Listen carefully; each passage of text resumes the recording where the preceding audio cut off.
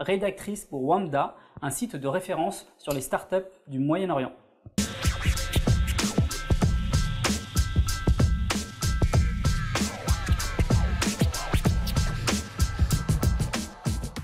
Bonjour Aline, bienvenue à vous. Merci. Alors, vous êtes rédactrice pour le site WAMDA, un site de référence sur les startups du monde arabe. Et la première question qui me vient à l'esprit, pourquoi le Moyen-Orient, avec actuellement tous les différents conflits que connaît cette zone-là, donc pourquoi avez-vous choisi cette zone? Tout simplement parce que c'est un marché émergent, c'est un marché où il y a énormément de choses à faire. Et justement, parce que la zone a ses propres challenges, parce qu'il y a des conflits, parce qu'il n'y a pas forcément le même développement bancaire qu'il peut y avoir dans d'autres régions, parce qu'il y a tellement de diversité, de challenges différents dans chaque pays, ça fait que c'est une zone qui est particulièrement intéressante à suivre et qu'on voit vraiment des gens qui du coup se débrouillent pour dépasser des obstacles et ne se mettent pas les limites qu'on peut voir dans des pays plus développés. Donc on est vraiment dans un contexte où il faut tout inventer, il faut dépasser des défis. Et vraiment, il y a une créativité qui est super intéressante. D'accord. Alors justement, par rapport à ces difficultés, je vous cite, vous dites le Liban subit des coupures d'électricité régulières, l'Algérie n'a pas la 3G, la Jordanie fait face à la censure, seuls 10% de la population égyptienne a un compte en banque. Alors comment un entrepreneur arabe lance sa start-up? C'est une large question, une vaste question.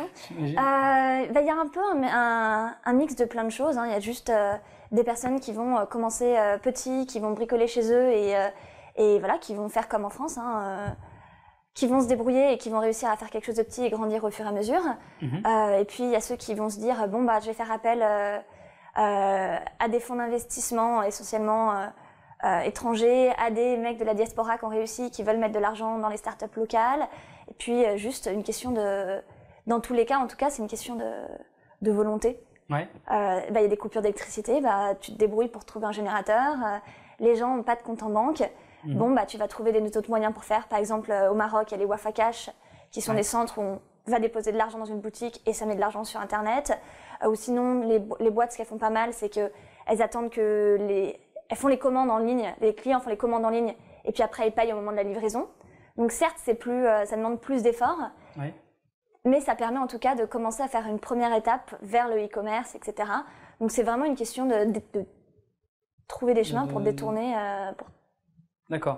Donc c'est vraiment le système D là par excellence. Complètement. Ouais.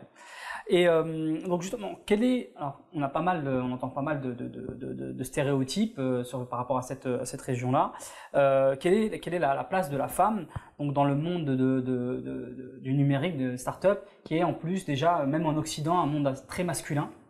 Quelle est leur place dans les différents pays? Est-ce qu'elles jouent un rôle pas mauvaise en fait. Ouais. Pas mauvaise, c'est sûr que ça reste un milieu très masculin. Notamment au milieu dans tout ce qui est dev, etc. Mais on voit quand même pas mal de femmes qui sont présentes, souvent plus présentes qu'en France, parce que justement, peut-être qu'on attend moins d'elles, donc du coup, elles se sentent plus libres de commencer quelque chose. Peut-être aussi, parfois pour des mauvaises raisons, par exemple, il y a des femmes qui disent que comme leur famille voulait pas qu'elles sortent de chez elles, du coup, elles sont mises à travailler sur leur ordinateur, sur Internet. Mais dans tous les cas, il y a une sorte... les femmes se sentent plus à l'aise pour entreprendre, pour lancer des choses. Elles n'ont pas forcément les mêmes stéréotypes qu'on peut avoir en Europe, de se dire c'est un truc pour les mecs.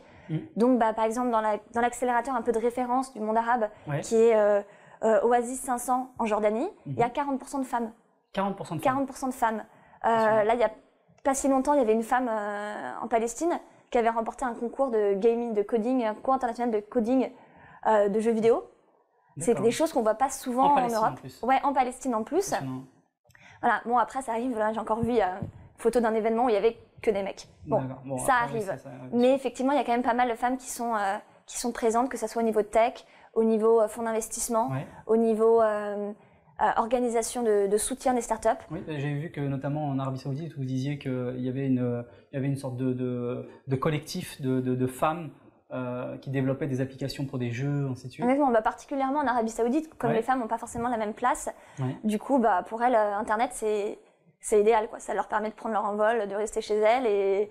D'ailleurs, il y a pas mal de chiffres concernant l'Arabie Saoudite qui sont assez surprenants en termes de consommation web. Ils sont des très très grands consommateurs, que ce soit sur les vidéos. C'est le plus gros consommateur de vidéos au monde. Au monde.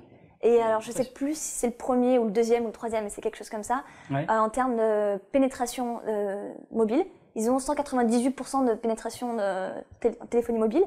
Ce qui veut dire qu'ils ont en moyenne 2 téléphones par personne, que c'est essentiellement des smartphones, et ils passent leur temps à consommer des vidéos, etc.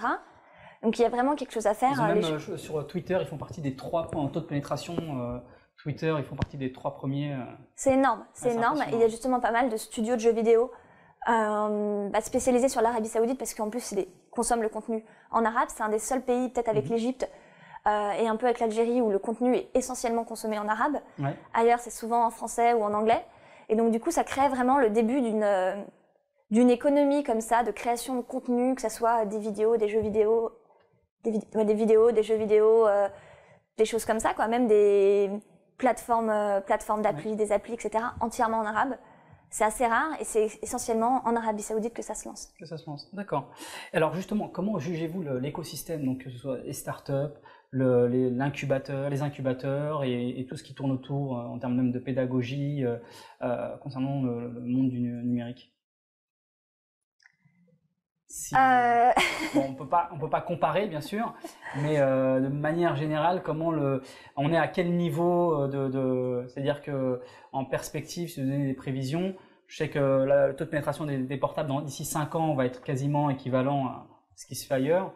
Il y a des entrepreneurs qui disent, notamment au Liban et en Tunisie, qu'ils ont 15 ans de retard sur ce qui se fait en Europe. D'accord. C'est pas faux dans le sens où le e-commerce, ça commence à peine. Les startups commencent à peine, donc on voit pas mal d'organisations qui se créent pour soutenir le lancement des startups, que ce soit des associations de gens qui travaillent ensemble, que ce soit des accélérateurs, que ce soit juste des startup week-ends, des hackathons, tout ce genre de choses.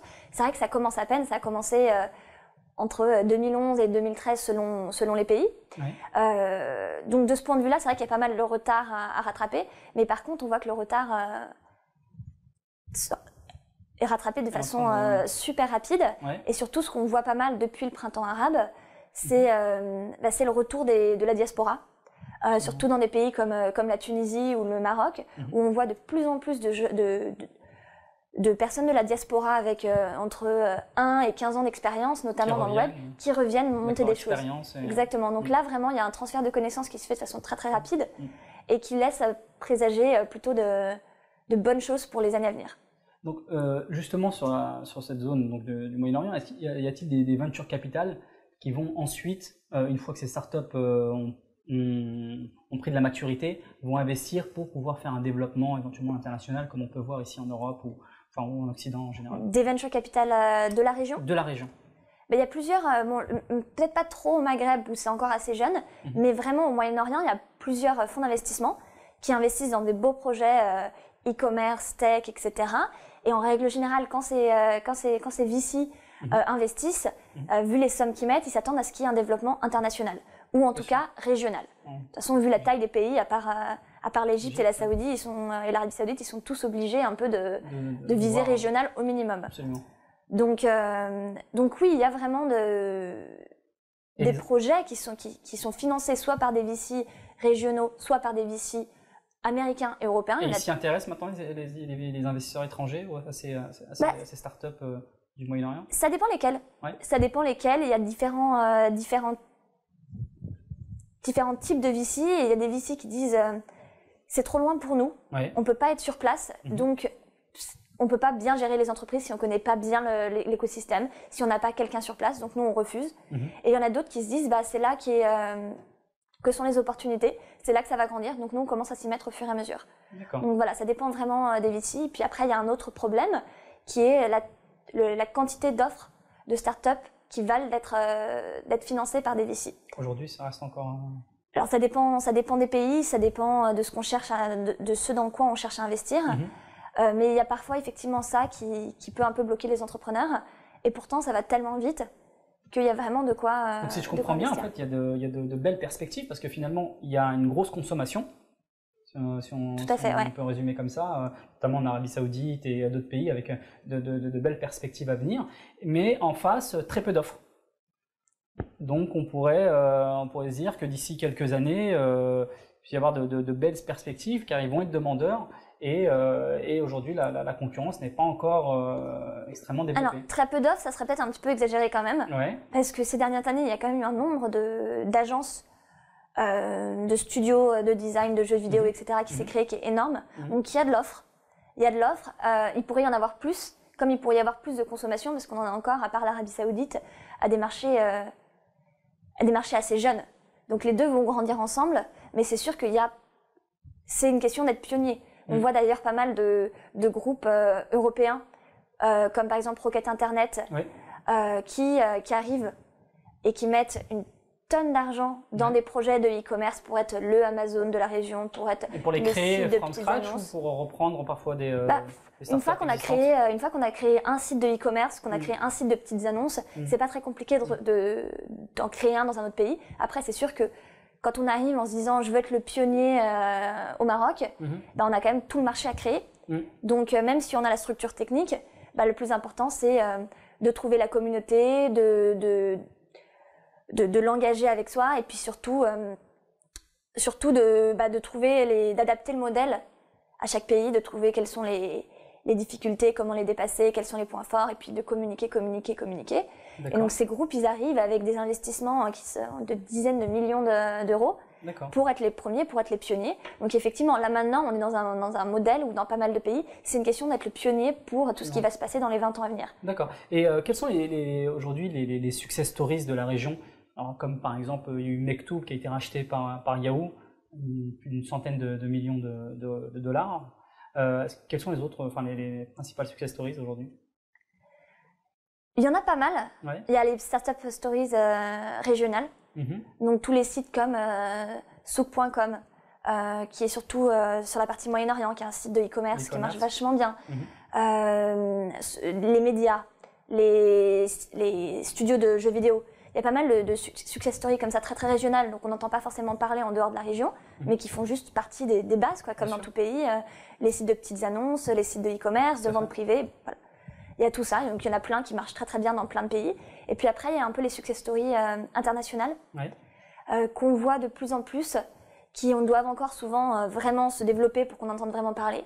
Je pense notamment à plein de petits sites petites startups comme Instabug, qui est tout simplement une appli qui permet de faire remonter les bugs sur les applis mobiles pour les développeurs et qui a été qui a été mentionné sur tous les sites internationaux de tech, les TechCrunch, etc. Ils les ont tous faits, qui sont allés aux États-Unis pour le développer. Il y a Instabit, pour rester sur les noms un peu similaires, qui est là un connected device qu'on met sur ses lunettes de plongée pour traquer son rythme cardiaque, etc. Ils ont fait une campagne de crowdfunding qui a super bien marché.